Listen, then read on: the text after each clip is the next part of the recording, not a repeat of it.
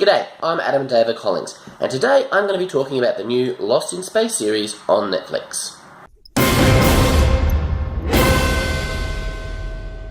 I never saw the original series, so I'm coming into this pretty fresh. I did see the movie they made in the 90s, but I'm obviously not taking that as a good example of what Lost in Space is, or should be. I like stories about families, being a family man myself. I like stories about characters creating a new life, making a new start. And obviously I love science fiction. I was a big fan of the show Terra Nova, and I've been looking for a replacement for that ever since it was cancelled. The trailer for Lost in Space looked awesome. I may have found what I was looking for.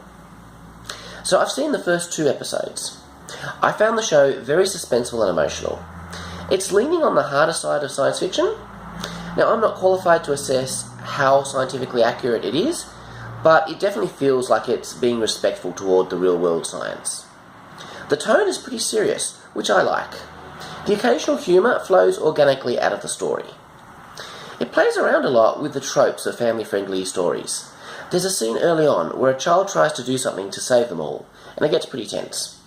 Now, in most stories, you'd expect there to be some tension, and then it all works out okay. But here, it twists. This turns into the primary conflict for the first episode. The show allows the kids to be heroic and capable, but not so capable that it's not realistically feasible. These kids have been trained for their future careers in a new human colony, so obviously they're going to have a lot of knowledge. But they're still kids, with all the frailties that brings with it. Sometimes these children are reckless, and sometimes that brings consequences. The traumas of previous episodes are not quickly forgotten. That scene I mentioned, it was very emotional. As a father, it really hit me. This is not a perfect family, and the Robinsons don't have a perfect marriage. In fact, it's quite flawed. But I predict the experiences of this show will give them a lot of scope to grow together, so I'm looking forward to that growth. The pilot uses a nonlinear structure. This is a pretty modern device which works quite well here. It provides a sense of mystery and also allows the show to plunge the viewer right into the action at the beginning.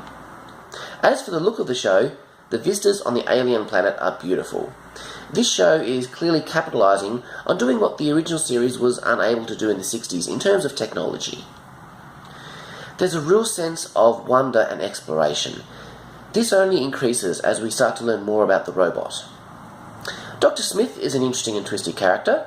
She certainly raises some concerns. I'm kind of worried for the family with her being around. All in all, Lost in Space is pushing all the right buttons for me. I'm thoroughly enjoying it and I can't wait to finish the series. If you have Netflix, definitely check it out. And if what I've described sounds like your kind of show, definitely consider getting Netflix so you can see this one. Thanks for watching. If you'd like to see more videos like this one, please subscribe and don't forget to give it a like. Live long and prosper. Until next time.